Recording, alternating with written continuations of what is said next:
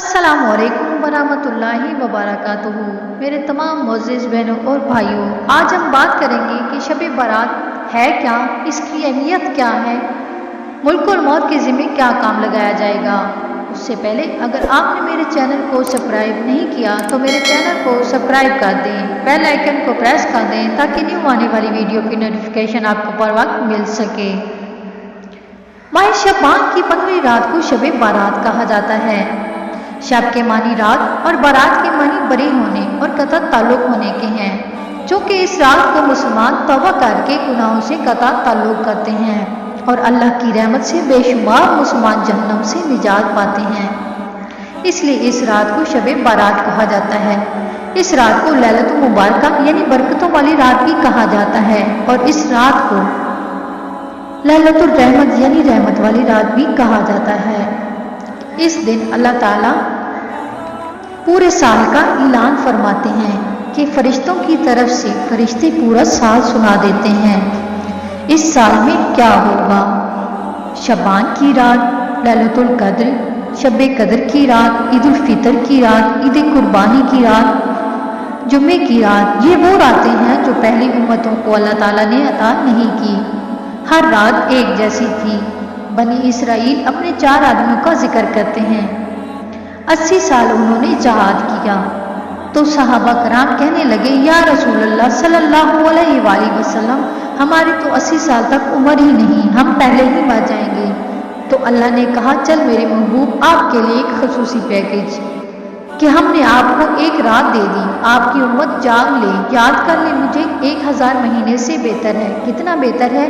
एक की बंदगी के मुताबिक बेहतर। उसी में से लैलतुल आर, निस्फ़े शबान, 15 शबान भी है। इस रात को मेरे नबी सल्लल्लाहु अलैहि वसल्लम की सुबह को रोज़ा रखते थे और इस रोज़े की फजीलत ये है कि इरशाद फरमाया कि 15 शबान का रोज़ा पिछली 15 से इस 15 के दरमियान जितने गुनाह होते हैं सबकी माफ़ी करवा देता है।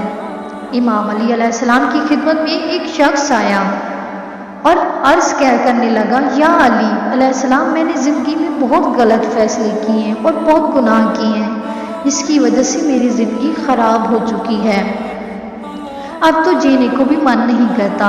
इमाम अली अलैहिस्सलाम ने फरमाया, आज तारीख कौन सी है? उसने कहा, या अली अलैहिस्सलाम, शबान की 15वीं रात है।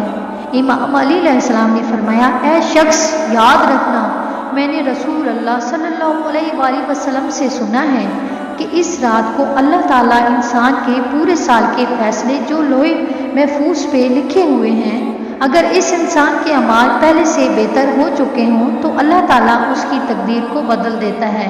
कितना रिस्क मिलता है, किस दिन शादी होनी है, कामयाबी मिलनी है, नाकामी होनी है, जो जो बातें लोहे महफूज पे तहरीर होती हैं, फरिश्ते उन पे तरामीम करते हैं।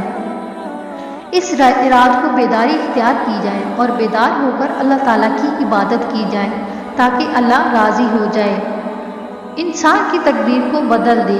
बस बात यहाँ तक हुई तो वो शख्स रोने लगा और रो रो के कहने लगा, या अली अलैहिस्सलाम, मैंने तो गुज़श्ता ज़िंदगी में सिवाय नुकसानात के कुछ नहीं देखा।